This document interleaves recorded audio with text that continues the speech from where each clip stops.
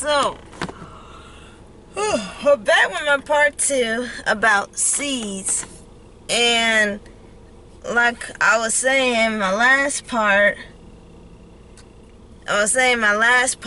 that the world is not feeding each other with good seeds. People are bringing people down, and people are criticizing other people's ideas or their analogies and stuff like that.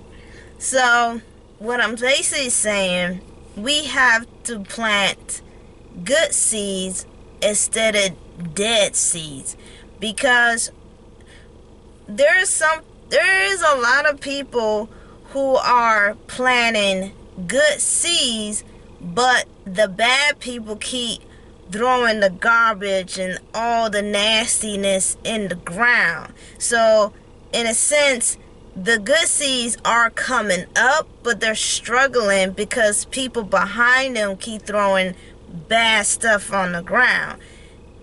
Picture of a world that if everybody would just grow seeds naturally, and all the fruit, vegetables, and trees and everything just go up, everybody will be working good, everybody will be eating, everybody will be successful, everybody will be stress-free a little bit. You're always going to be stressed no matter what, but you be stress-free, with the economy.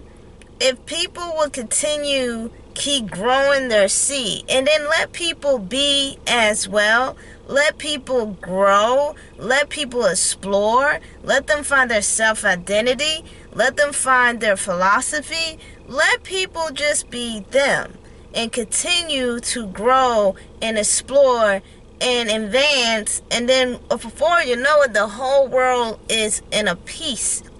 There will still be poison in this world, but it will be a very low scale, because the poison will come, but somebody will quickly put some good seeds in the ground. Now, my friend, she told me, she said, Jasmine, what if the world was everybody didn't care what people say and people just ignore all the bad people? What kind of world would that be? I told her it would be a very, very boring world. And she said, you're right. So that's why I say there would still be poison in this earth a little bit, but at the same time, there needs to be a balance. Now, there is a balance. However, you get the sense that the balance is going to the negative instead of going to the positive. People need the balance. That's why there's yin and yang, the moon and sun, darkness and light. All these things are balanced. You can't have full of light and you can't have full of darkness. You have to have a balance. And in this world, so far as I understand, it's a little bit going to the dark, and light is just above coming up. So you probably wonder why that my ancestors want to talk about seeds, because we really need to plant good seeds on this earth. I know social media is a busybody. Social media is constantly busy. But what I'm finding out, that bad seeds are planted everywhere around the world. Not just in the U.S., but all over the globe. And the good seeds are just barely making it in social media. The very few YouTubers that I watch, they're all positive. They have good information. They're educational to watch. And they are just being real and legit. They have their own self-identity. They have their own self. And they have their own adventure. And they're not afraid to show their flaws, their mistakes, their strength, and their wisdom to the world in many different ways. And although most of the people that I described have 1,000 followers. A few of them have 1,000,000. Actually, I think there's only one that has 1,000,000.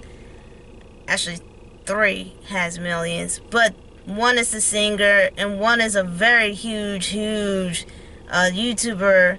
But he, Shane Dawson, he's just being himself. But, however, I kind of feel like he's sort of like in pressure a little bit because he's trying to keep up with the YouTube acronym they've been talking about and saying about and stuff. So, he should just be himself. He should just let it go, you know? And then I have Haley Reese. She's doing excellent, and I just love her spirit, her personality, her brightness and stuff.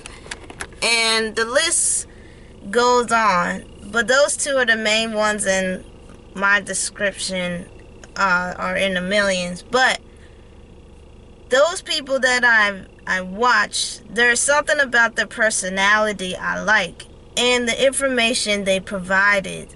I'd rather watch something that is more realistic, open mind, and more spiritual, but more down the earth to watch somebody. And sadly, if I showed this to the world, nobody would know who these people are. Now, very few people would know who they are, but not a lot of people would know who they are because they're not out here being disrespectful. They're not out here being crazy. They're not out here to make scandals. They're not out here to make drama. They're out here to waken up people, educate people, being self-aware about this whole world we live in, and show positive and negative about this world. Because, like I say, I chose social media because sadly a lot of children are really paying attention to the internet. Now you're wondering, what does my nephews watch? My nephews pretty watch Minecraft. They love watching Minecraft. They love watching the people Minecraft. But we keep in mind who they watch because some grown adults be cussing and stuff, and we're telling them to watch somebody else. You know, it's just, I don't like adults, trying to have children to watch their channel and they're cussing. I don't appreciate that, But we tell our nephews, don't watch them no more. And they don't. They watch somebody else who doesn't cuss at all. So, my nephews, they watch Minecraft. They watch stuff that builds and stuff. It's almost like they watch a lot of educational stuff, especially the youngest one. He loves watching like dinosaur shows and machines. He loves Transformers. He loves Transformers. And the other one loves virtual reality video games and stuff, but he's watching a content that there's no cussing at all. And then the other one watched Minecraft. The reason why I bring that up, because a lot of kids are looking at the social media for, information or exploring. Back in my time, the only way you can find yourself and explore yourself was going to school. School was pretty much helping you how to socialize, how to find yourself, what kind of personality you have, and what is your drive and ambition when you grow up. Because when you go to school, it teaches you a lot of things. In the real world, it teaches you how to stand on your own 2 feet and be like a boxer. Because seriously, this world would hit you so hard and would keep you down from that ground. It would not let you up unless you swing back.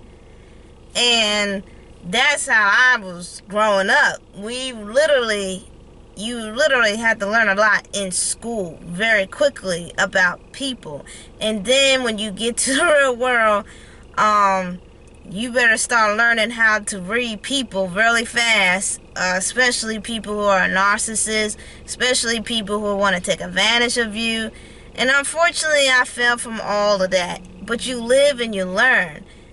These days, kids, they have so much information, it's unbelievable. The internet is just like a freaking ocean. It's just so much you can learn and do. The thing is, there's so many people who don't care what kind of stuff they put on their YouTube channel, and it will badly influence other people, because unfortunately some adults who have children are not being adults. They're not planting any seeds to these children, and they're looking at the YouTube people as their plant a seed of how to grow to the earth. If that makes any sense. I'm hoping I'm making this sense. Basically, I'm saying what they're receiving in the screen, they're going to receive it out in the real world. The sad reality is none of these poor children understand these people are doing it for some, are doing it for entertainment. Instead of this people that I'm watching is talking about real life issues and how to make yourself look better, but also educate yourself, have a more open mind and understanding. But the ones today are very popular, they're all doing this for entertainment. The reason why I guess some kids don't understand from YouTube for entertainment and entertainment from a television is that on television is scripted. But YouTube is not scripted. Sadly to say, some people are actually scripting their stuff on YouTube. And I'll come back with my part 3.